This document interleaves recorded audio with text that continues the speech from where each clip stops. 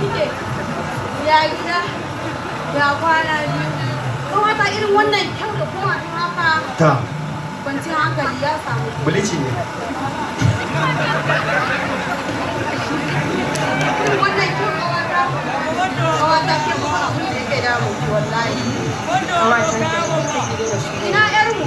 Ah, tana nan. A kira mai ita magana. Fauziyan mama. Fauziyan mama.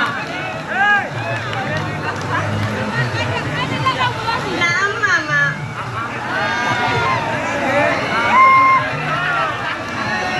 To me ya faru kuma? Shalele? Me ya faru?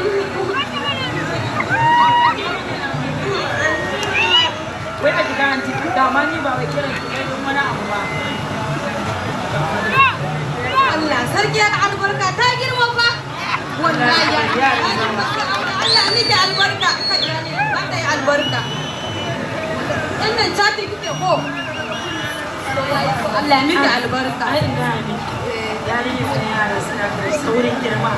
Wai yanzu yarinya ta waya ta sayan mata waya tana tafiya makaranta ta kama ta. Yaran zamani haka ne sai hakuri. Shalele na san da wa kike tati.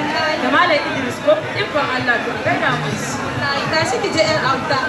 Kin san yan mata yanzu sai a hankali. Aiki bari kawai shiga ciki ki ci gaba da mutum.